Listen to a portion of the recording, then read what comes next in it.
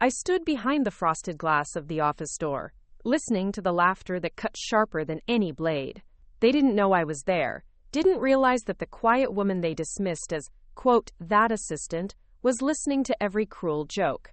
They mocked my job, my background, the very idea that someone like me could belong in a corporate world they considered reserved for their kind. My name is Celeste Navarro, and this is my story.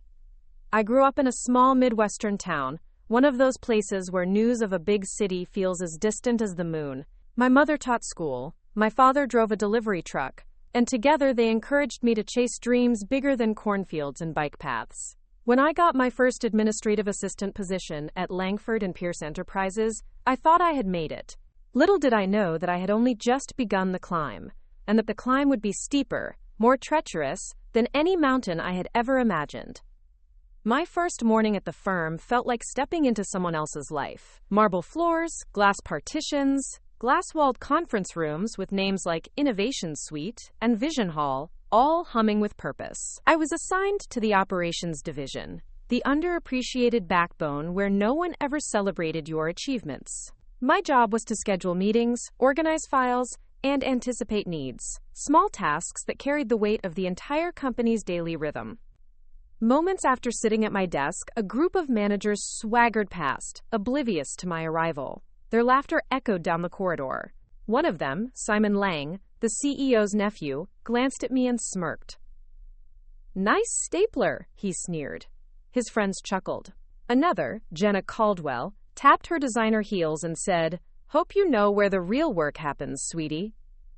They didn't bother to disguise the contempt in their voices. I swallowed my shock, reminding myself that every powerful person had to start somewhere. I told myself I could rise above it. I was determined to prove them wrong. The weeks that followed were a blur of early mornings and late nights. I learned to build databases, draft board meeting agendas, negotiate vendor contracts, skills they never taught in college. Every milestone I hit was met with silence, or, worse, a dismissive glance. But behind that silence, I felt something brewing. A hunger, not just for belonging, but for command. I wanted more than to fit in. I wanted to control the narrative. One afternoon, I discovered that the operations division was hemorrhaging profit. A routine audit revealed vendor agreements riddled with hidden fees and a lack of oversight that cost the company millions. I compiled a comprehensive report and scheduled a meeting with the head of operations, Marcus Reed. He skimmed my findings and shoved the report across the table. "You're just an assistant, Celeste," he said. "Leave this to the real analysts." But I couldn't leave it. I believed in the numbers, in the logic of every bullet point. That night, I forwarded my report to the CFO's personal inbox, attaching a note, "This might save us $10 million a year." I waited, heart pounding, through the long weekend. On Monday morning, the CFO, Elaine Park, walked straight up to my desk. Her face was unreadable. She asked to borrow my report. I handed it over, and she disappeared behind closed doors. 2 hours later, an email blast went out to the executive team, praising an unnamed contributor for uncovering cost inefficiencies. My colleagues whispered, trying to guess the hero's identity. I didn't own up to it. Not yet. A week later, Elaine called me into her office. Her tone was measured, her eyes sharp. "Celeste Navarro," she began. "We have an opportunity. I want you to join our strategy task force." Shock swelled in my chest, followed by exhilaration and fear. I nodded. She smiled. And for the first time, I saw respect in someone's eyes. The task force was a crucible. Long days turned into nights spent poring over market analyses and competitor filings. I found myself in rooms where decisions were made at a level one had only dreamed about. I absorbed every word, every nuance. When I spoke, it was with the precision of someone who had spent weeks crafting the perfect argument. Slowly, I saw heads turn, saw those same managers. Simon, Jenna, look at me not with scorn, but with wary curiosity. 6 months into the role, I stood before the board of directors to present a plan to revamp the company's supply chain. I spoke clearly, confidently, and when I finished, the room erupted into applause. My heart pounded. I had never felt so alive. But the work had just begun. I knew the company's potential, the gaps in leadership, and the corrosive culture hiding behind the glossy mission statements. Each victory gave me more leverage, and with each step up, I felt my old self melting away, replaced by someone sharper, stronger, hungrier. That night, I returned to the empty office. The hallways were silent except for the hum of fluorescent lights. I paused at the glass door where the laughter had first cut me down. I placed my hand on the cold surface and whispered, "I'll see you on the other side." I didn't know then how literal that would become. Tomorrow, the real game begins. Before we jump back in, tell us where you're from. If this story moves you, please subscribe. Tomorrow, I have a special story for you. Dawn arrived with a hush, the city skyline flushed pink as morning light seeped through my apartment windows. I stood at the edge of my small balcony, coffee steaming in hand, replaying yesterday's triumph and the subtle tremor beneath it. Becoming a member of the strategy task force, an unthinkable promotion for an assistant, had left me both elated and uneasy. Respect had come at the cost of trust. I was high enough to be seen but not yet solid enough to be fully accepted. My phone buzzed with an email notification. It was from Elaine Park. Meeting at 9 a.m. in the boardroom. Urgent. I checked my watch, 8:12. I executed a quick mental calculation of traffic, coffee stops, elevator rides. I had just enough time to change, charge across 2 blocks, and settle in. I slipped into my tailored navy blazer, my favorite, tied my hair into a sleek ponytail, and sprinted out the door. The lobby was already buzzing with early arrivists, briefcases slung over shoulders, power heels clicking. I passed Simon Lang, arms crossed, eyes fixed ahead. Jenna Caldwell lingered by the security desk, phone in hand, lips curved in a smirk as I ran past. Their eyes flicked to me, registering my arrival but nothing else. No recognition, no acknowledgement. My pulse quickened. I would force them to see me. Elaine's office door was ajar when I arrived, the soft glow of sunrise illuminating the polished mahogany interior. She motioned me in. Inside, the air smelled faintly of vanilla and leather-bound ledgers. Elaine sat behind her desk, steepled fingers resting under her chin, brows knitted. "Celeste," she said, voice calm, "I've received word from the board. They reviewed your supply chain proposal. They want to implement it immediately, but they also want someone to lead the transition team." I swallowed. My mind flicked to the endless to-do lists, spreadsheets, resistance from entrenched managers. I nodded. "I'll do it." Elaine's lips curved in a tight smile. "Good. I'll introduce you this afternoon. Oh, and one more thing." She leaned forward. "When you present this to the board, call them out on the hidden vendor fees you found. Make it personal." Her words sank in. This was more than a promotion. It was a warning, a directive. I left her office with a folder heavy in my arms and a weight heavier on my heart. That morning's board meeting was a blur of stiff collars and pointed questions. When it was my turn, I stepped to the lectern, cleared my throat, and began. I laid out the revamped supply chain strategy, centralized procurement, renegotiated contracts, strategic vendor partnerships, real-time tracking systems. Then, after the applause faded, I shifted tone. "Ladies and gentlemen," I said, voice low but firm, "I discovered that our previous agreements were structured so that we effectively paid double for basic components. Fees camouflaged in line items no one scrutinized. Someone on this team knew and chose silence. I'm here to ensure that silence never pays dividends again." The room went still. Even Simon's smirk faltered. Jenna's pen paused. I closed my presentation. "I will lead the transition team, root out every hidden fee, and hold accountable anyone who conspired to let the company bleed. Are we clear?" A tense beat passed. Then Elaine Park rose and clapped. Others followed hesitantly. The board chairman, Mr. Pierce, nodded and said, "Crystal clear." I left the room with elevated status and a trail of startled looks. Yet the satisfaction was tempered by the knowledge that I had just painted a target on their backs. Whispers would fill the hallways tomorrow. Allies would turn into rivals. But I had always thrived under pressure. I welcomed it.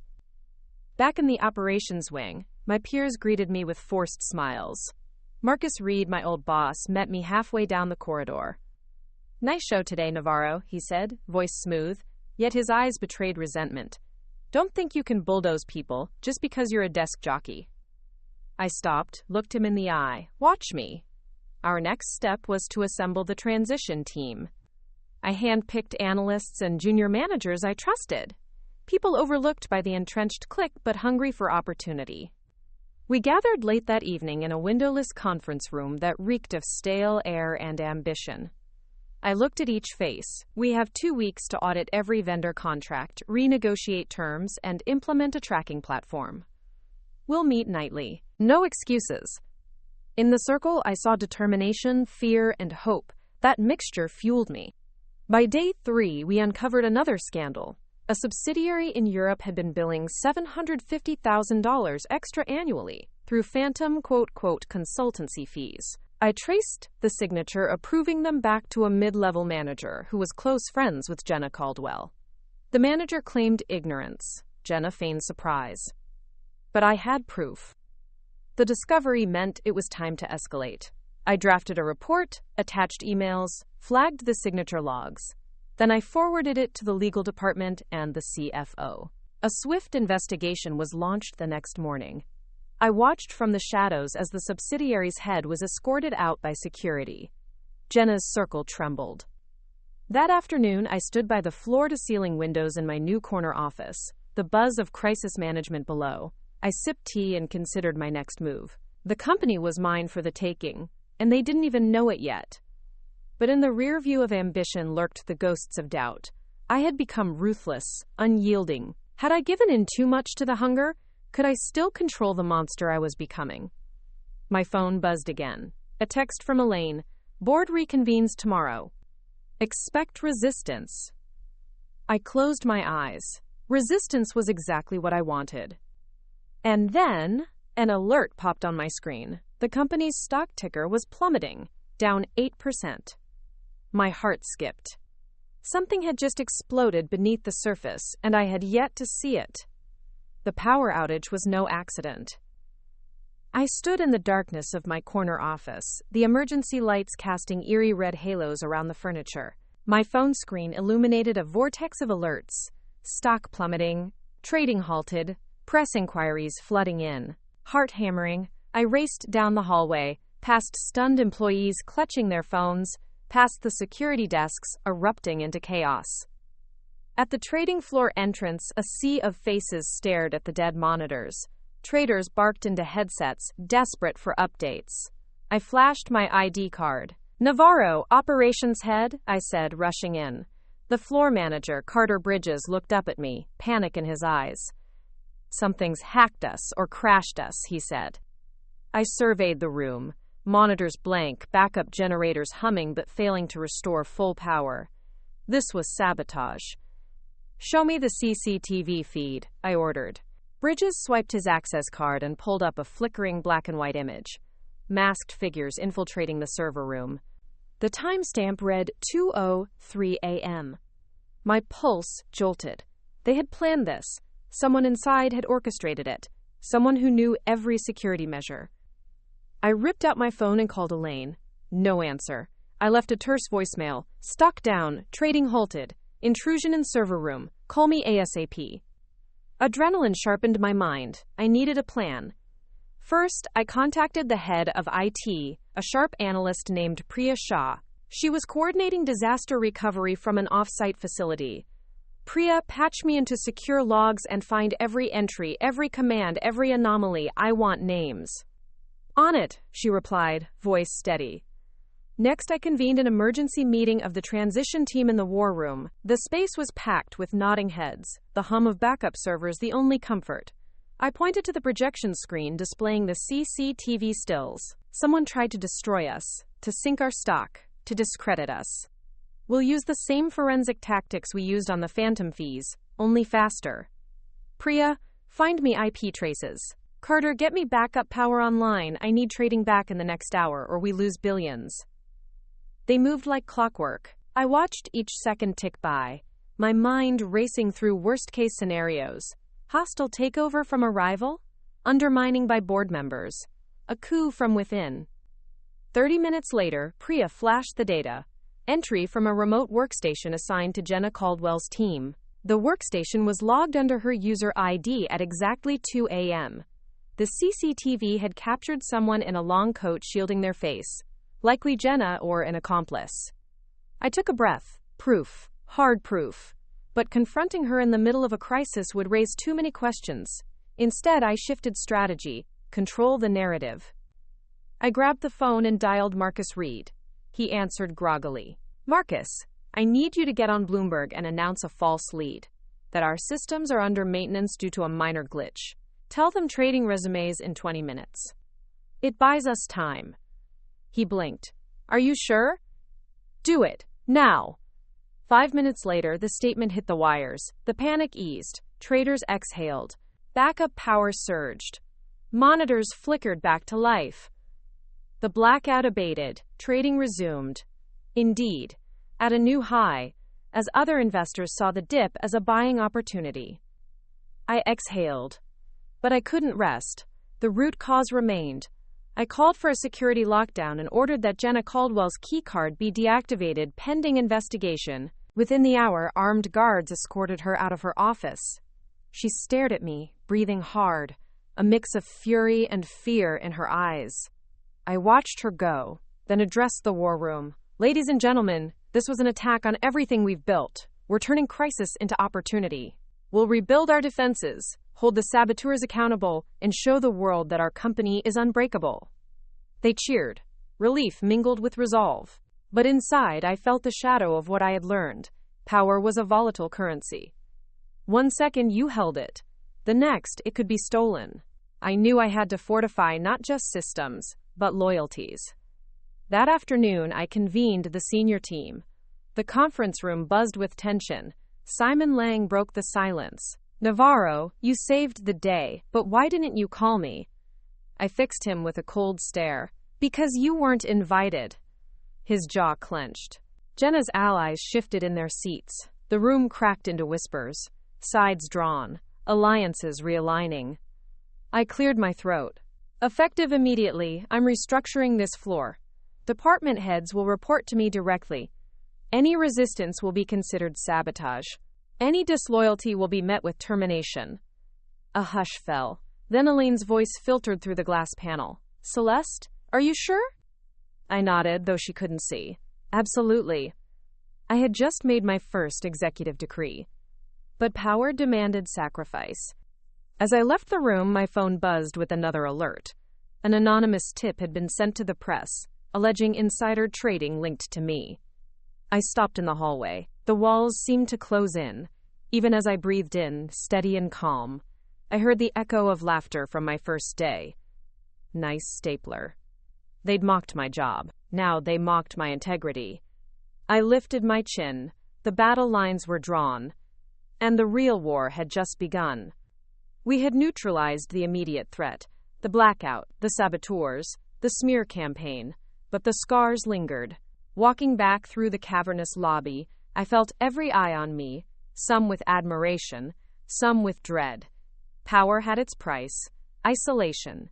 As the elevator doors closed behind me, the steel cage's silence was a balm after the storm.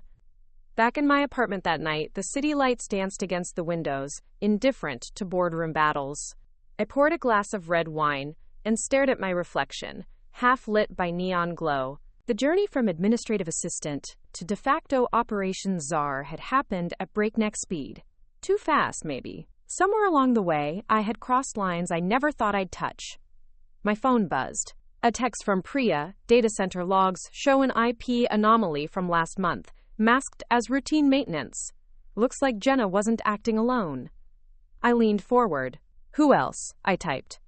Seconds later, cross-referencing 2 more IDs. One's with Marcus Reed, the other's in legal. My blood ran cold. Marcus Reed? He had congratulated me publicly, but had he been orchestrating behind the scenes? Legal. Who would manipulate the law to deflect attention? The poison had run deep. I sank to the sofa, mind spinning.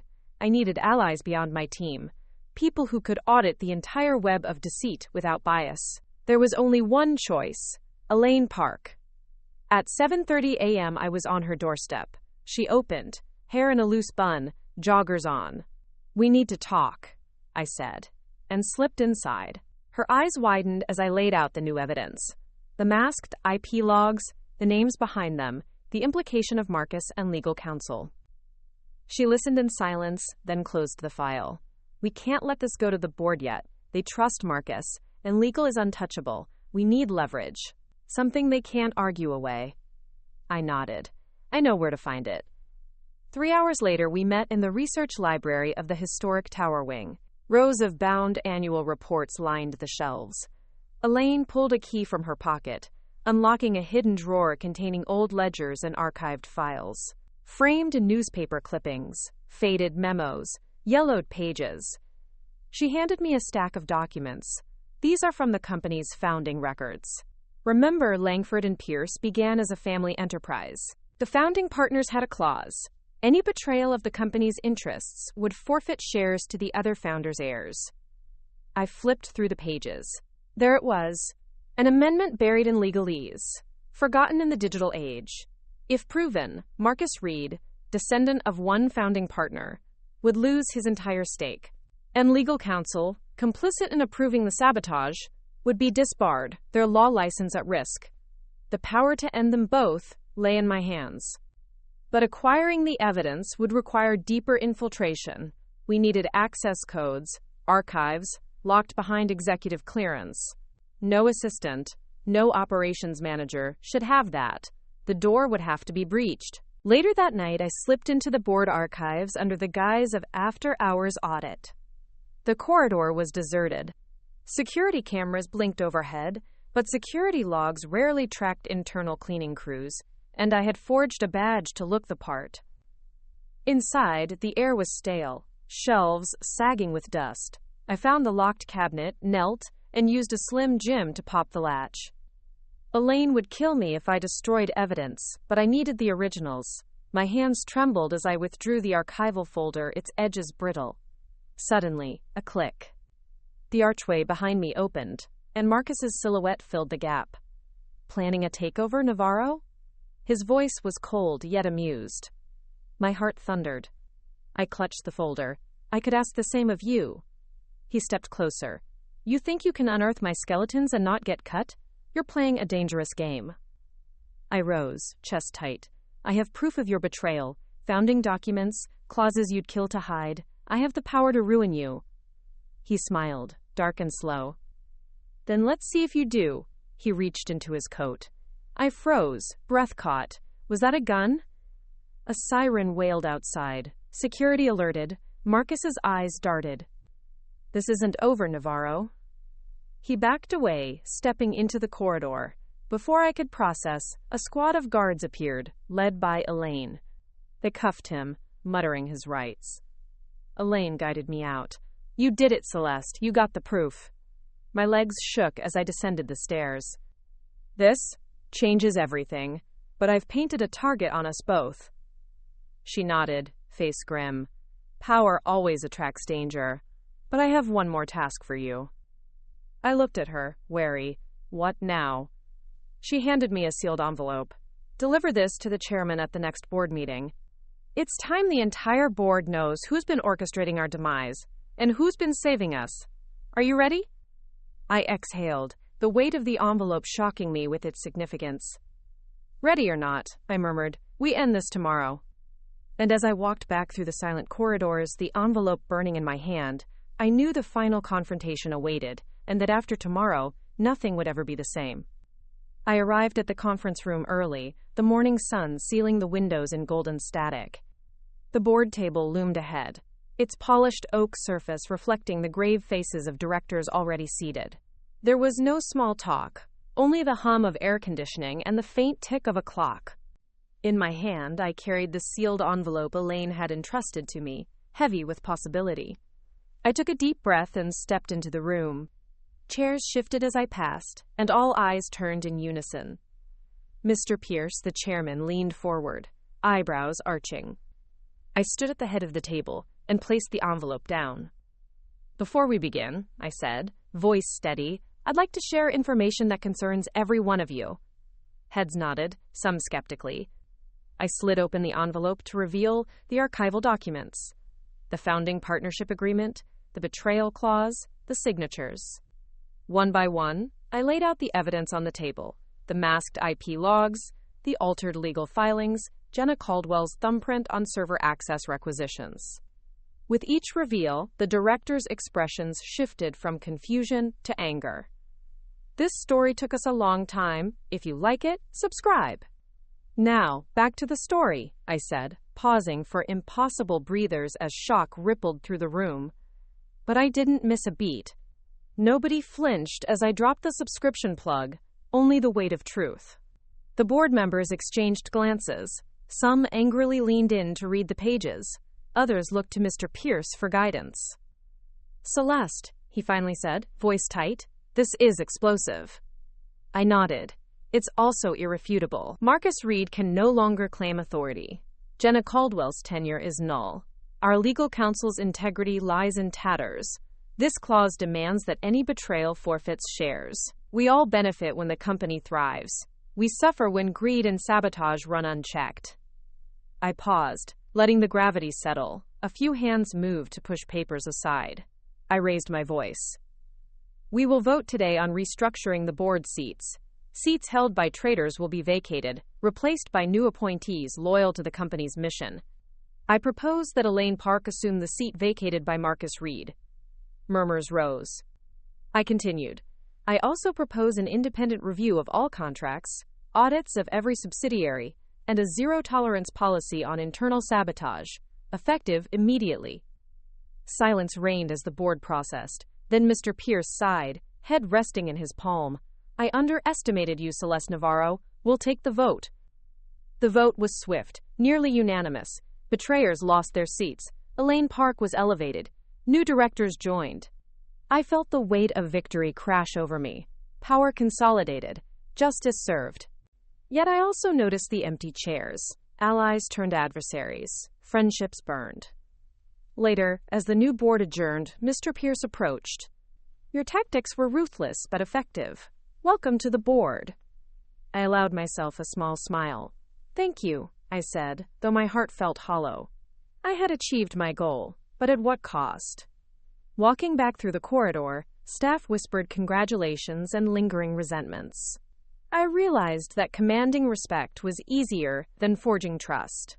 But trust was a luxury I could no longer afford. That night, in the glow of my suite, I reviewed tomorrow's agenda: integration of new directors, formal announcement of policy changes, press strategy. I scripted every sentence, every answer. On my desk lay a note from Elaine. "Well done, but remember, power is a responsibility, not vengeance." I stared at the words, feeling their weight. Vengeance had been sweet, but responsibility loomed larger.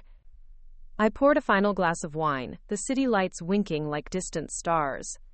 Tomorrow, we rebuild. Tomorrow, we conquer. And tomorrow, I still held the stapler that started it all. Morning light filtered through the blinds as I walked toward the office, my reflection fractured across the glass. Part of me ached with exhaustion. Every victory felt like a wound freshly healed. Yet I couldn't afford weakness. There were rivals waiting to pounce. Elaine's words echoed. "Power is a responsibility, not vengeance." I clasped the stapler in my pocket, a reminder of beginnings. The new board convened at 8 a.m. The conference room was different now. Fresh faces, unfamiliar suits, eyes that measured me for the first time. I took the podium and opened with our mission: strengthen operations, safeguard against sabotage, and cultivate a culture of accountability. I outlined the revised policy: daily checks of server logs, quarterly forensic audits, and the creation of an internal security task force reporting directly to the board. I watched as nods of agreement spread. For a moment, I felt unity. But the unity was fragile, born in crisis. After the meeting, I returned to my office and found 2 envelopes on my desk. One from legal, detailing the formal termination papers for Marcus Reed and Jenna Caldwell. The other hand-lettered, "No return address." Inside was a single card, a black silhouette of a chessboard, with one pawn left standing. No words. I turned the card over, feeling its weight. A threat or a challenge? Probably both. I summoned Priya, my chief security analyst, to review recent network activity.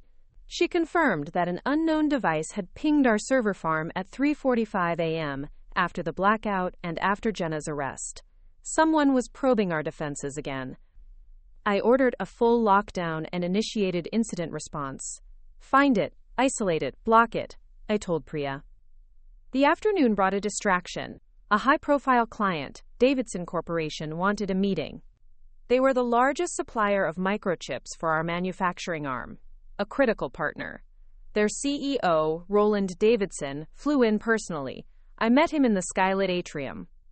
He was suave and polished, exuding confidence. "Ms. Navarro," he greeted, extending a firm handshake. "I've heard remarkable things." I smiled. I aim to exceed them. He gestured toward the conference area. Let's talk numbers. Over the next hour, I negotiated terms that shifted leverage to our side. Better pricing, joint R&D clauses, and an exclusivity agreement that locked out competitors. We closed on a handshake and mutual respect, a rare commodity in boardrooms. As he departed, Roland paused at the threshold. "You're a force to be reckoned with," he said. "Don't lose sight of who you are in all this." I nodded, wondering how well he knew me. Back at my desk, the unknown ping returned in the logs, a remote connection from a foreign subnet. I traced it to a series of drop servers in Eastern Europe. The sophistication suggested a well-funded operation. Cybercrime syndicate? Corporate espionage? I dispatched Priya to get their origin and scope. Night fell, and the office emptied. Only the hum of monitors and Priya's focused typing broke the silence. I approached her workstation, scanning her screens covered in code and maps. She pointed at the screen showing a world map dotted with red nodes. These are command and control servers. They rotate every few minutes. Their goal, foot soldiers that infiltrate our system, exfiltrate data. My chest tightened. Who could orchestrate this? She shrugged. Someone with deep pockets. Someone who knows our vulnerabilities and our habits. I sat in the chair opposite her, mind spinning. The threats were evolving. What started as petty office scorn had turned into war. I thought about the pawn card. This was the next move on the board. I would need allies beyond operations, beyond the board. I would need to reach into law enforcement, intelligence, go beyond corporate walls. I closed my eyes, breathing deeply. Tomorrow I would step into uncharted territory. And I would win no matter what. The dawn sky was bruised with purples and golds when I arrived at headquarters. But the early hour didn't calm my nerves. If anything, the adrenaline from yesterday's discoveries had only intensified. I entered the security war room, where Priya and her team had set up a command center, screens flickering with code, world maps, and live network statistics. "Any luck?" I asked, barely containing urgency. Priya pointed to a screen showing a live trace. "We've isolated the Chansey servers to a data farm outside Warsaw. We've alerted local authorities. Now we're analyzing the payload." My mind raced. Could this be tied to the same network that funded Jenna's sabotage, or is it separate? She frowned. There's overlap, but this is a new architecture, more advanced, more resilient. Someone learned from Jenna's mistakes. I swallowed. The battlefield had changed. I left the command center to prepare for the day's board meeting, but the echo of Priya's words haunted me. The board had stabilized after the upheaval, but it was a fragile piece. I needed to shore up alliances. At 10 a.m., I met Elaine for coffee in the executive lounge. The space overlooked a rooftop garden, offering a rare moment of tranquility. She sipped her latte. "I heard about Warsaw. Are we still on track to finalize the merger with Aurelia Tech next week?" she asked. I nodded. They need our microchips. We need their software architecture. It's the perfect strategic play. But first, we secure our network. Elaine studied me. "Don't let the cyber war distract you. We can't lose sight of the bigger picture." Her words reminded me of the chessboard card. Focus on the final checkmate, not just the skirmishes. I spent the next hours navigating a barrage of meetings. HR restructuring, vendor renegotiations, press strategy. Each briefing felt like moving a piece on a board, carefully balancing offense and defense. By late afternoon, I reached the C-suite elevator, pressed the button, and found Simon Lang already inside. He smirked. "Busy day, Seelys." I returned his grin with steel, one of many. He shook his head. "You've changed the company in 6 months more than some CEOs do in 6 years. You sure you're not getting ahead of yourself?" I studied his face. Despite his position, he clearly felt threatened. Success is about vision, not tenure. He stepped back. "Well, don't get too comfortable." The elevator doors opened. We silently exited. That night, the Aurelia Tech team arrived for dinner to discuss the merger. In the private dining room, crystal glasses clinked, and conversation danced between software roadmaps and supply chain logistics. I sat beside Aurelia's CEO, Viktor Sokolov, a sharp strategist with piercing gray eyes. Between courses, he leaned in. "I admire your resilience," he said quietly. "Your company is lucky to have someone like you. But insecurities linger. Rowers in the dark are invisible rowers, until they're steering the ship toward icebergs." I raised an eyebrow. "Advice or threat?" He chuckled. "Perhaps both. But know this, I value transparency. I want a fair merger, no games." I nodded. In solid alliances, subtle intimidation became mutual respect. Back in my office after midnight, I collapsed onto the couch. My phone blinked with messages. Legal clearance from Warsaw authorities confirming the server farm raid, new merger documents awaiting my signature, and an invitation to tax talks. The weight pressed down. As exhaustion crept in, I made a silent vow. Whatever storms brewed in the boardrooms or across the digital frontier, I would face them head-on. I was not just defending my position. I was shaping the future of an empire. The city's pulse thrummed beneath my window as dawn broke, painting the skyline in hues of promise. I stepped into the glass-walled boardroom where the new directors awaited. 7 faces, fresh, yet cautious, regarded me as I took my place at the head of the table. The merger documents with Aurelia Tech lay before them, each signature a gateway to unprecedented growth. But signatures alone would not secure our future. Vigilance would. I began with a brief overview of the integration timeline. 6 months to unify supply chains, 9 months to align software platforms, a year to realize projected revenue synergies. The directors nodded, pens poised. Then, I shifted focus. "Gentlemen and ladies, if we proceed without shoring up our digital defenses, yesterday's sabotage will seem like child's play. The Eastern European ring we neutralized in Warsaw was only a cut of the iceberg." Eyes widened. I detailed Priya Shah's latest threat analysis. Coordinated phishing campaigns targeting executives, deep. The message flashed across my screen. "Congratulations, Ms. Navarro. Your company is now everyone's obsession." My pulse jumped. Who was watching us? Who had deployed that taunt at the precise moment our boardroom momentum peaked? I stood frozen, heart pounding, the sterile boardroom lights casting long shadows across the polished table. The new directors, unaware of the underlying tension, began to sign the merger certificates. But I couldn't let this go unanswered. I masked my expression and continued the presentation, outlining the path to full integration with Aurelia Tech. Every sentence was precise, every point delivered with the confidence of someone in control. Yet behind my calm veneer, I was mapping the unknown sender's identity. After the meeting, I retreated to my office, closed the door, and activated the secure line to Priya. She was buried in logs and threat matrices. "Priya, find every route that message took," I said quietly. "I want geolocation tags, server hops, the works. Deploy all countermeasures." Moments turned into minutes as she worked.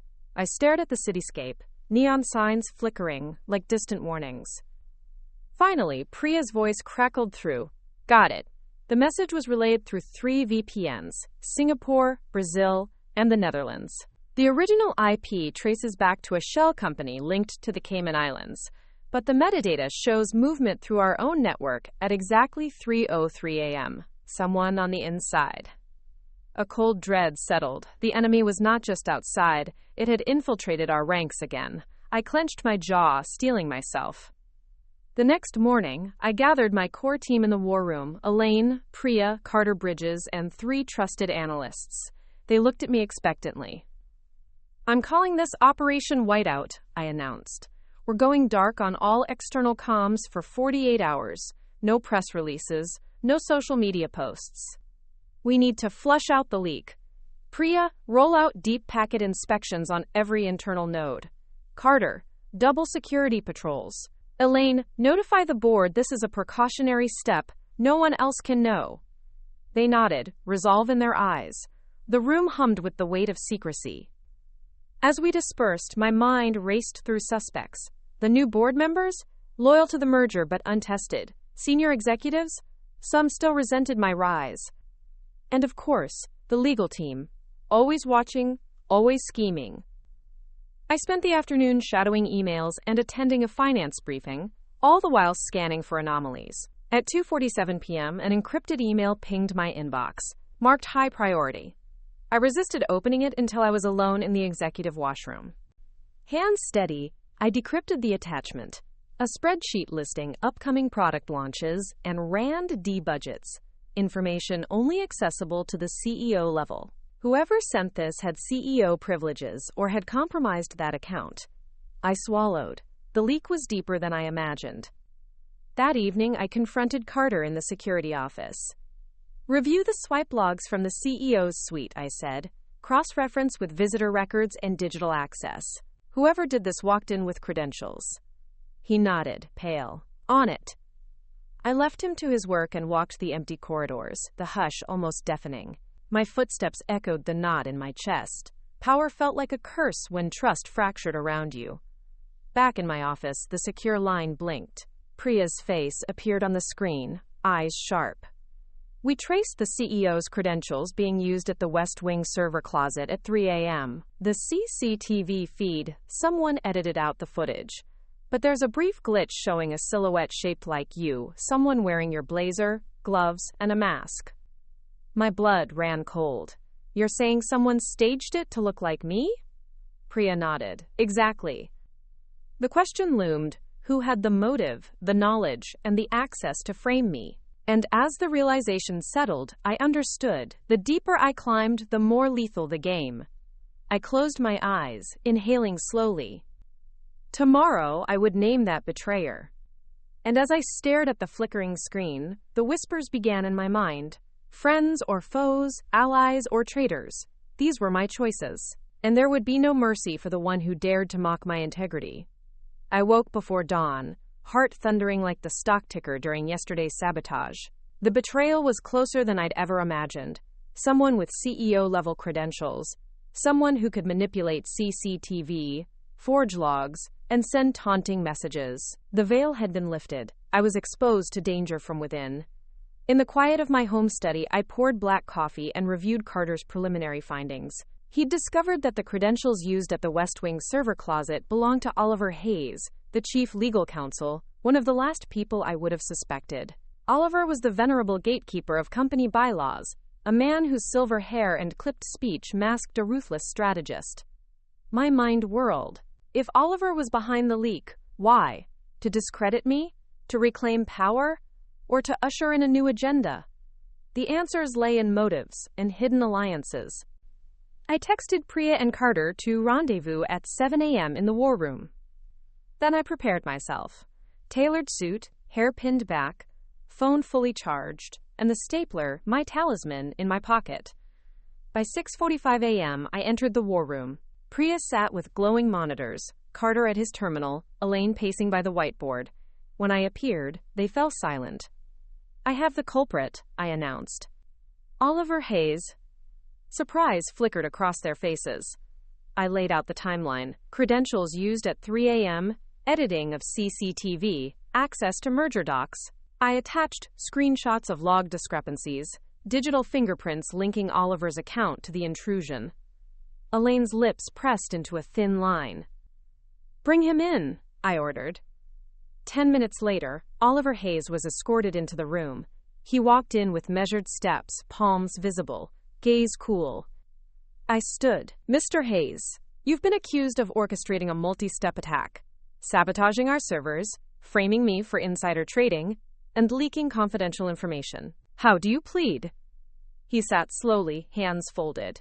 I'm guilty of protecting this company from your reckless ambition. His voice was calm, yet every word dripped with accusation. Elaine leaned in. Please explain. He exhaled. You've been a whirlwind, dismantling our legacy to build your empire. You fired loyal employees, shattered alliances, and now you threaten our stability with your merger spree. I acted to restore balance. My blood boiled. By sabotaging the company and sabotaging me, you risked billions, tarnished reputations, and endangered lives. He shrugged. Sometimes, sacrifice is necessary to preserve tradition. I sent the pawn card as a warning, an attempt at diplomacy. You ignored it. I stepped closer. You chose violence over discourse. And you framed me. He smiled, thin and bitter. To protect the board's interests, you had to be taught a lesson. Priya moved to his terminal. Open access logs from last week. She clicked keys. Mr. Hayes, you accessed server rooms at odd hours, disabled alarms, toggled CCTV off. Your prints are all over the logs. He opened his mouth, but Carter cut in. We also found emails you sent to board members, urging them to reconsider the merger. Behind-the-scenes lobbying. This wasn't just sabotage, it was a coup.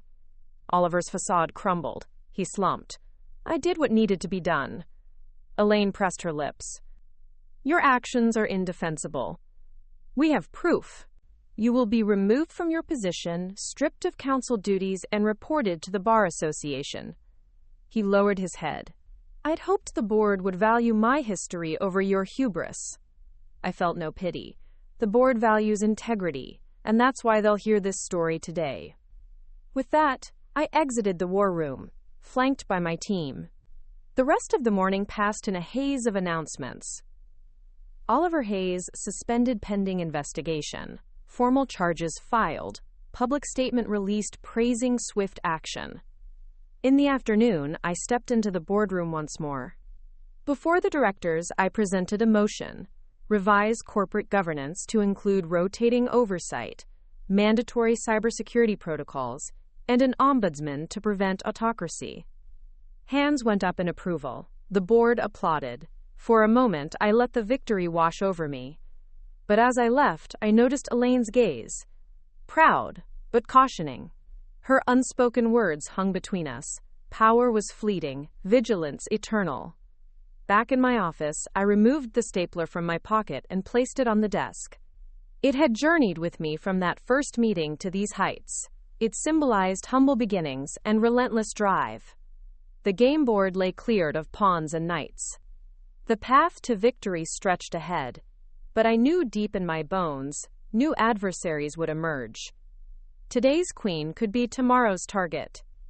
I leaned back and closed my eyes. Early morning, fog clung to the city's streets as I accelerated my car toward the lobbying firm's headquarters.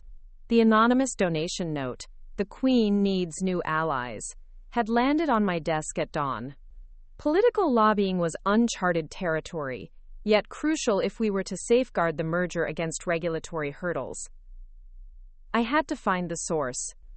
I parked and strode into the sleek lobby. Glass partitions shimmered overhead, and the receptionist, used to high-profile visitors, directed me to the managing partner's office. I knocked, entered, and found a man in his late 40s, James Avery, reviewing dossiers. "Ms. Navarro," he said, standing, "I've been expecting you." I frowned. "You have?" He smiled. "The donation, the note, your rising profile. It drew more attention than you realize. A senator your company's lobbying to support has political ambitions too. He recommended my firm to you." I nodded. "I appreciate the help. I need to know who funded the donation." He leaned back. "All clients value discretion. But in this case, I can tell you it came from a foundation called the Phoenix Trust. They're new players, no track record, but deep pockets." I noted it. "How can I verify their legitimacy?" He slid a folder across the desk. "Due diligence report. They're shell corporations, layered through multiple countries. Cayman, Luxembourg, Singapore. But the ultimate origin appears to be a shadow investment group called Blackhawk Capital. My stomach clenched. Blackhawk had surfaced in industry whispers. Private equity with murky ethics, known for aggressive takeovers. Their involvement spelled a new threat and opportunity. I closed the folder. Thank you, Mr. Avery. Keep this confidential. As I left, a sense of foreboding settled. Allies were masking agendas. I drove back to the office, plotting my next move. Confront Blackhawk, secure official partnerships, or perhaps leverage their resources. Power could be sourced anywhere. At the office, the merger team awaited. Viktor Sokolov's legal counsel was pressing for final nods. Aurelia Tech's engineers needed access to our servers. Elaine pulled me aside. Do we trust this Phoenix Trust? She whispered. I shook my head. Not yet. We'll have to play them carefully. If Blackhawk is behind it, they may expect favors. Elaine frowned. Let's focus on core business. We don't need shady financiers controlling our destiny. I agreed. For now. Later, I convened Priya and Carter. Enhance vetting on any philanthropic partners. No shell core, no anonymous funds. They nodded. Security and reputation were intertwined. That evening, I found a message on my phone, a private number claiming to be from Blackhawk's director of strategy. He wanted a discreet meeting tomorrow. Refusal could mean obstructing the merger. Acceptance risked entanglement. I stared at the screen. Allies and enemies wore the same mask now. And in the stillness, I realized the company's fate, and mine, lay in choosing the right alliances. A queen must know every piece on the board. The pre-dawn haze lingered as I stepped out of my car outside the upscale cafe where Blackhawk Capital's director of strategy, Victor Langford, had agreed to meet. The city was quiet, but my mind raced. Blackhawk's influence was subtle yet vast, backing hostile takeovers, political lobbying, and covert campaigns. Now they had a stake in our merger. I needed to gauge whether they were friend or foe. Victor arrived precisely at 6:30 a.m., tall and lean in a charcoal suit. He offered a firm handshake and a cool smile. Ms. Navarro, thank you for meeting early. I nodded. Your time? He gestured to a private booth. Coffee arrived. He sipped before speaking. Blackhawk sees your company as a rising powerhouse. We believe in your vision. The Phoenix Trust donation was our initiative to support the merger. Elevate your resources to complete integration. I studied him. And what does Blackhawk gain? He leaned forward. Access to our supply chain data, priority board seats, advisory roles on global expansion. I held his gaze. And if I refuse? His smile faded. Blackhawk respects its partners. But we also leverage opportunities. There are other firms hungry for a piece of your market share. We can ensure regulatory approval goes smoothly, or complicate matters. I exhaled. The choice was stark. Accept Blackhawk's backing and risk loss of autonomy, or reject and face potential regulatory delays engineered behind the scenes. I weighed the timeline, merger finalization in 2 months, RAND deadlines, market momentum. Finally, I spoke. We'll accept a limited partnership. 1 observer seat on the new advisory committee, no board voting rights, and no veto power. In exchange, Blackhawk supports regulatory filings, funds, cybersecurity upgrades, and contributes to our joint RAND fund. Agree? He paused, then nodded slowly. I'll draft the terms. I extended my hand. I look forward to transparency. Back at the office, I convened Elaine. We've secured a conditional alliance with Blackhawk. Monitor their access closely. She nodded. Understood. The rest of the day blurred into back-to-back strategy sessions. Each decision echoed with potential fallout. By nightfall, exhaustion clawed at me. I returned home to find an unmarked envelope on my desk.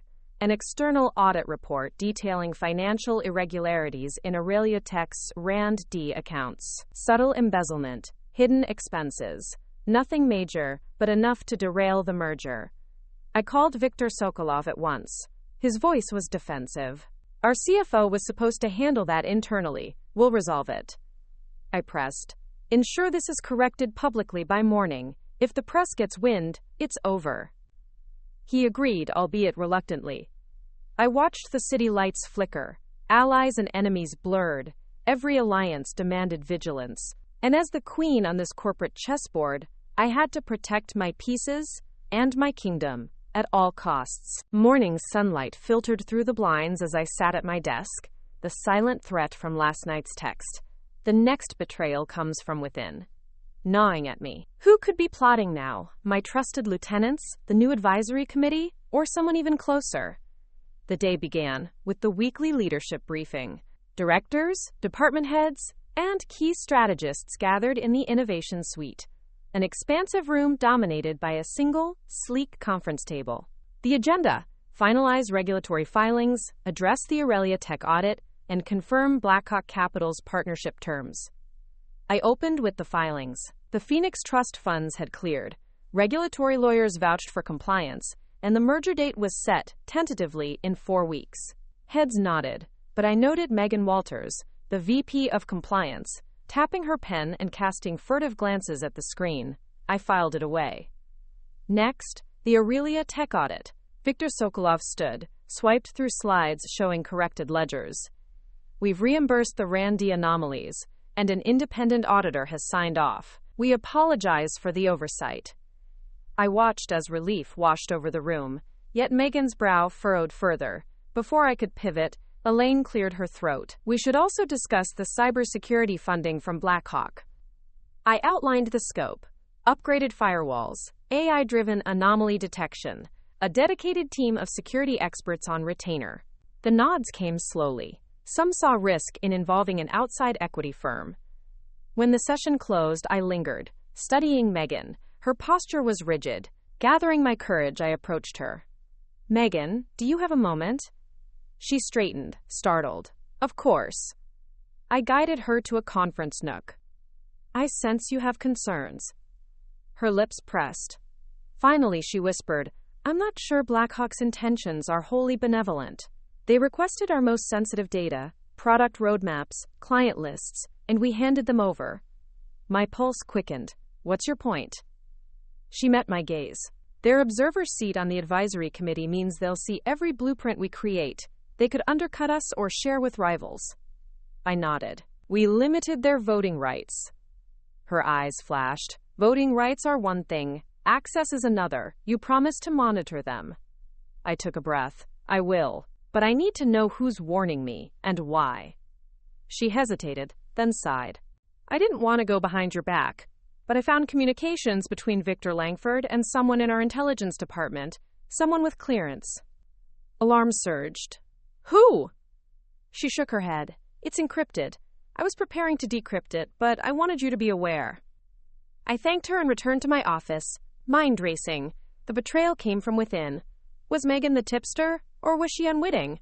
Worse, who in intelligence? Carter? Priya? My pulse stuttered. I activated my secure line to Priya. Pull every encrypted communication between Blackhawk and our intel team. Decrypt it. Moments later, she confirmed. It's Victor Langford and Marcus Reed's loyalist in your security detail, Officer Alvarez. They've been feeding strategic intel. My heart pounded. Alvarez was one of my hand-picked guards, trusted, efficient, loyal, yet he had betrayed me. I called Carter. Get Alvarez here, now. Within minutes, Alvarez sat before me in the war room, eyes flickering between defiance and fear. I laid out the evidence, decrypted messages, timestamps, server logs. His shoulders slumped. They threatened my family, he whispered. I had no choice. I leaned forward. Blackhawk's threats don't absolve you. You endangered this company. And me. You'll face the consequences. He nodded slowly. I understand. I pressed. Who else is involved? His eyes glistened. Viktor Sokolov. He's in it too. I froze. The betrayal cut deep. The Aurelia Tech CEO complicit. The fallout from Alvarez's confession detonated through the corridors of power. I convened an emergency meeting with Elaine, Priya, Carter, and our legal advisor, Tamara Neng. Elaine spoke first. Viktor Sokolov's duplicity threatens the entire merger. If Aurelia Tech's CEO is compromised, we can't trust any of their teams. Priya added, we've quarantined the compromised intel feeds, but their deception runs deep. We'll need to audit every interaction they've had with our systems and legal disclosures. Tamara's voice was calm but clipped. Legally, we can halt the merger on grounds of material misrepresentation. Aurelia Tech concealed facts during due diligence. We can renegotiate terms or seek damages. I paced. The Queen's Gambit had become a tangled war, alliances fracturing. This merger was once our crowning achievement, I said, voice steady. Now it's a liability. I want options. Outline them. Elaine exhaled. Option 1, cancel the merger and pursue independent growth. Option 2, replace Aurelia's leadership with a caretaker team, renegotiate with credible executives. Option 3, walk away and face market backlash. I considered each. Walking away exposed us to competitors. Independent growth meant slower progress. But replacing leadership was a delicate power play. Tamara added, legally, replacing leadership requires board approval from Aurelia, which we control only per the merger terms. We could condition the merger on executive vetting, but it may stall regulatory approval. I closed my eyes. The chessboard spread out in my mind. Pieces at risk, pawns sacrificed, rooks threatened. Prepare a motion to the board for a conditional leadership swap. Simultaneously, task Priya with full system triage and integrity restoration. Elaine, draft a public statement emphasizing our commitment to ethical partnerships and robust governance. They nodded, resignation and determination mingling. That night, I drafted the board motion. I quoted weighted clauses from the merger agreement emphasizing, quote, executive integrity as a non-negotiable term. I outlined the need to replace Victor with his CTO, a rising star who had remained untainted. The proposal would require swift approval. Just before midnight, I received a text from an unknown number. They always follow the Queen's orders, even when they think they're betraying you. The irony stung. I typed back, explain, but the line went dead. The silence echoed. Trust was a luxury denied to me now.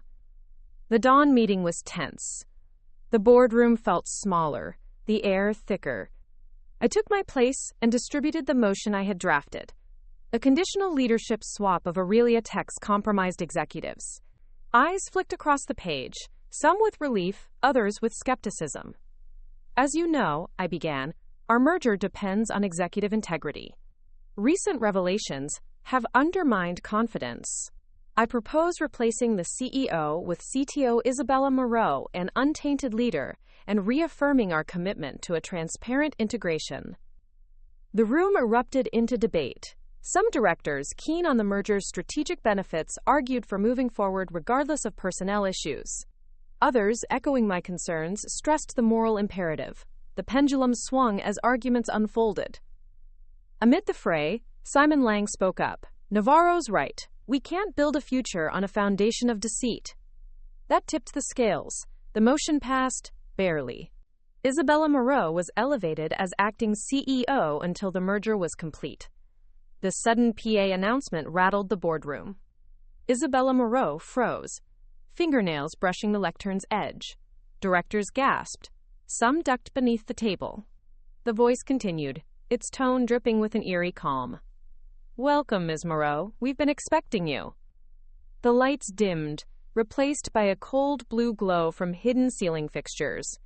A video screen flickered to life at the back wall, displaying a masked figure behind a desk piled with schematics, our proprietary designs for the new microchip platform. The figure's voice echoed in the room. Behold the fruits of your deception, Amelia Moreau. Your moment of triumph is orchestrated. The merger will proceed on my terms. A silence thicker than steel hung. Isabella's composure cracked. Who are you? She demanded. The figure leaned forward, hands clasped. Allow me to introduce myself. I am the architect of this entire saga. I was the silent force that rallied board members, nudged Senator Caldwell in your favor, funded the Phoenix Trust, and exposed the embezzlement in Aurelia. I removed those who stood in your way, and hers, but this final act is mine. I stepped forward from my corner, glare sharp. Your game's end now. Show yourself. The masked figure laughed. You really think I'd meet under your terms? No, Celeste Navarro. The real betrayal lies behind you.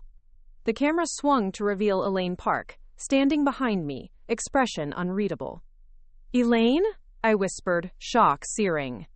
She nodded, her eyes distant. It was always me. I paved your path, planted those threats, guided you to fire Marcus and Oliver, orchestrated every alliance with Blackhawk and Phoenix.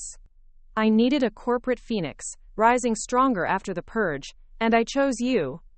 I felt the room tilt. Every victory now loomed hollow. Elaine raised a gloved hand. Now, Amelia, sign the merger documents under our conditions.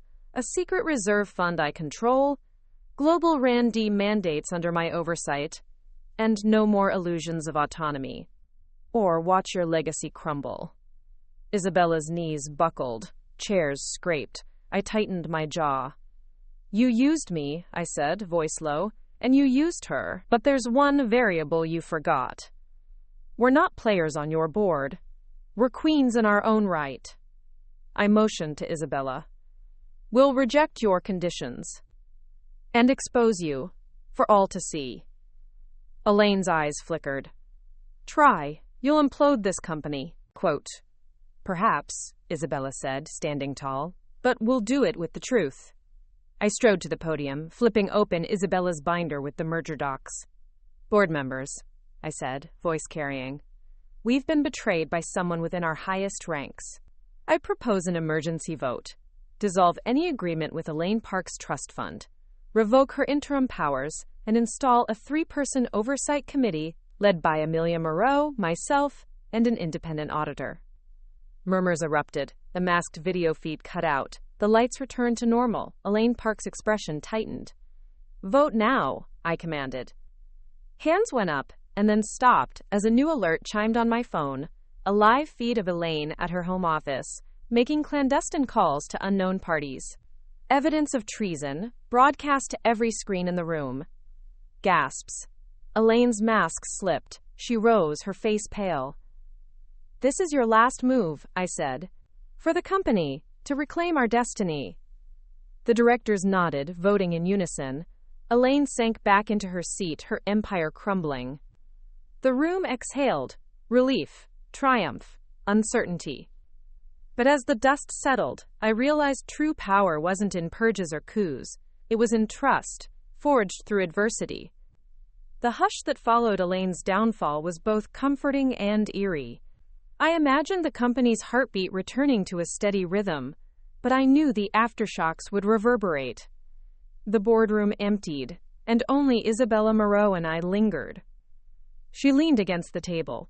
I can't believe it was Elaine all along. I exhaled. Power reveals true colors.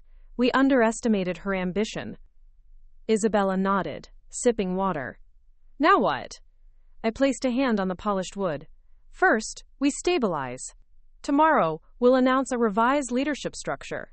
You as CEO, me as COO, and a new CFO from outside to ensure financial integrity. She agreed, relief softening her features. And then? I studied the conference room's panoramic windows. Then we focus on growth, innovation, culture, and transparency. We learned betrayal burns deeper than any sabotage. She smiled. Partners? I extended my hand. Partners. She shook it firmly. That night, I drafted the press release, eliminating Elaine's name, highlighting the new leadership, and promising a renewed focus on governance. It was crafted to instill confidence and quell rumors. At 9 a.m., the world saw a united front. Celeste Navarro, COO, Amelia Moreau, CEO. Analysts praised the swift resolution. Stock ticked upward. Morale soared. But beneath the surface, I felt the weight of choices. The lines crossed, the trust broken, the collateral damage. Alvarez's career, Oliver's reputation, Victor's heartbreak. I retreated to my office, eyes on the city below. My phone buzzed, a text from Priya. Unusual activity, code push in production servers labeled Phoenix. Looks unauthorized. The name sent a chill. I tapped back. Trace it, now. 5 minutes later, she called, it's a backdoor. Someone slipped a script to siphon data. Timestamp 2 minutes ago. Deployed by a system user called Queenmaker. The irony stung. Queenmaker, who had repeatedly marred this board. I stood, pacing. The phantom lingered. I convened an emergency war room session. Isabella joined virtually, her gaze fierce. Identify and neutralize the back door, I directed Priya. Lock down production servers. Then, track Queenmaker. Hours passed in a blur of code, lockdowns, and forensics. By late afternoon, Priya had isolated the script. It originated from the merged systems of Aureliatech's archival servers, now fully integrated. The residue pointed to one user, Victor Langford. A cold realization, Blackhawk's silent partner had delivered one final blade. He had sunk his hooks deep into the merged network, biding time to strike. I sent a secure message to Victor's known number, meeting, 8 a.m. tomorrow, my office. As evening fell, I stared at the empty war room, the hum of servers a lamentation. Betrayal was a hydra, cut off one head, and two more grew. But I was a queen forged in fire. I would not yield. Pre-dawn light filtered through the blinds as I settled behind my desk, steeling myself for the meeting with Victor Langford. The title Queenmaker haunted my mind. His code had nearly collapsed our production. I reviewed the dossier compiled by Priya. Victor's background, his financial ties, correspondence with Blackhawk's inner circle. Everything pointed to an opportunist who believed he could control us by sowing chaos. At exactly 8 a.m., Victor walked in, hands raised in feigned surrender, eyes calculating. Celeste, he greeted, voice smooth. Impressive recovery. I sat forward. You call siphoning our data and nearly tanking production recovery? He smiled thinly. It's performance art. You responded brilliantly. But now, let's discuss terms. I closed the dossier with a snap. Terms. You reverse the back door, hand over forensic logs, and publicly disclose Blackhawk's involvement. Anything less, and our legal team will pursue every remedy exposing you and them. Understood? His jaw clenched. I expected more nuance from the Queen. I rose. Nuances for the powerless. He stood too, the room charged. You won this battle, but the war continues. Consider this my final act of partnership. He placed a thumb drive on the desk, then left. I opened it to reveal logs and a final missive. Checkmate is never given, only taken. The sun dipped low as I walked through the empty corridors of our global headquarters, the hush a stark contrast to the chaos of recent weeks. 19 days, 19 battles in which I'd shed allies like dead leaves, yet in every victory a hollow ache grew. What was power without trust? My phone buzzed with an encrypted message from Priya. Analysis complete. There's a nested protocol hidden within Victor's reverse logs, something we haven't seen. My heartbeat quickened. I sprinted to the war room, where Priya and Carter waited, faces illuminated by the war map on the monitors. Show me, I demanded. Priya tapped at her console. A cascade of lines scrolled. See here. Victor removed the back door, yes, but he left a self-replicating microagent. It lodges in dormant systems and reactivates if you change network architecture. He anticipated your forensic sweep. I felt the weight of a noose tighten. So even if we patch the back door, the agent can rebuild itself, Carter explained. It's in every branch office, every subsidiary. My mind spun. This was no longer a boardroom coup. This was digital warfare at its deadliest.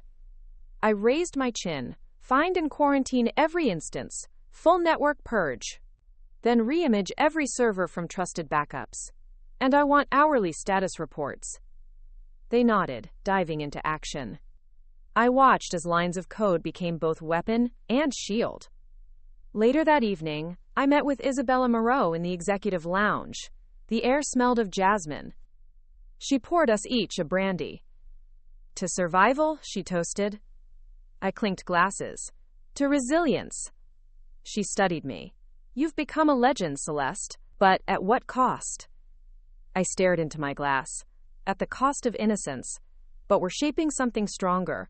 A company built to withstand storms. She placed a hand on mine. We'll face the next one together. Quote. I nodded, yet my thoughts drifted to the unnamed enemy. Victor was a duelist, but someone deeper orchestrated this. Someone who watched from the shadows, waiting for a slip. That night, at home, I reviewed network maps and threat matrices until sleep eluded me. At 2:02 a.m., an alert snapped to life. A login attempt from an internal service account. Queenmaker. My breath caught. The code had reactivated.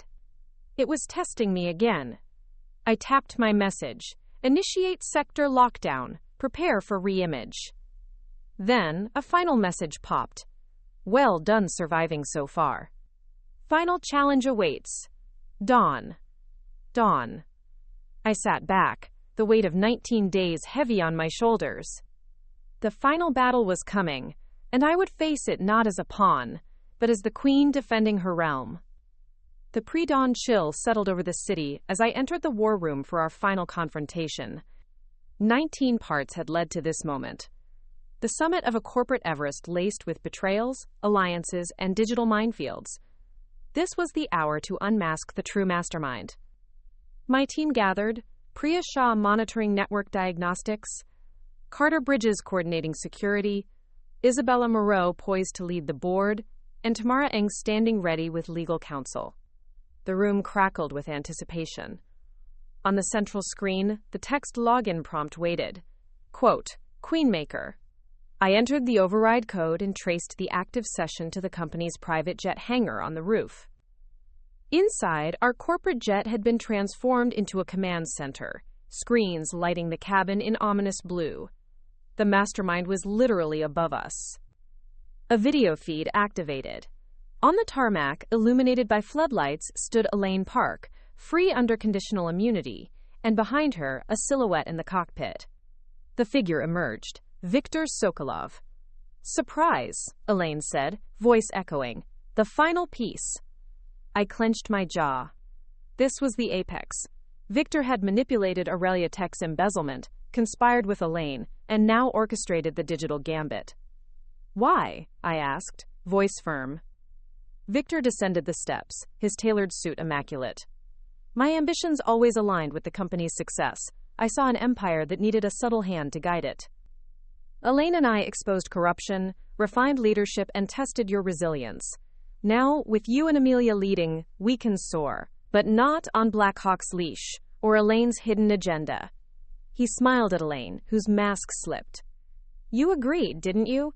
The Phoenix Trust was a lure. This, he gestured to the jet, is our real boardroom. We control market entries, political sway, and digital assets. Together, we're unstoppable. The screen cut out the speaker, switching to live camera inside the jet's cabin, revealing bank documents showing secret accounts funded by Aurelia's RAND D surplus, collateral for political favors. It was damning. I signaled Priya. She cut the feed. Not today, I said. I turned to Isabella, who rose without hesitation. Board meets now. In the boardroom below, directors assembled, bewildered. Amelia Moreau sat at the head, gavel in hand. Directors, she began, calm and commanding. We have evidence of a conspiracy led by Viktor Sokolov and Elaine Park. Their clandestine deals endangered this company. I moved to oust both immediately and transfer full executive authority to Celeste Navarro and me. Votes cast unanimous. The new governance charter passed. Robust checks, zero tolerance for unauthorized alliances, and enhanced insider threat detection. In the hangar, the jet's engines spooled down. Viktor and Elaine stepped away, flanked by security as their immunity revoked. Their empire collapsed. On the tarmac, I joined Amelia beneath the floodlights. Checkmate, I said softly.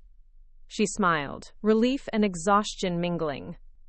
I looked at the jet, symbol of power's heights and dangers. Time to reclaim our sky, I said. Back in the war room, Isabella and I addressed our team. We begin a new era today, I said. One built on transparency, trust, and relentless innovation. No more hidden moves, no more shadows. We are the architects of our destiny. She raised her glass. I joined her. To victory, to resilience, and to the future. 2 more great stories are next. Don't miss them. Subscribe and turn on notifications.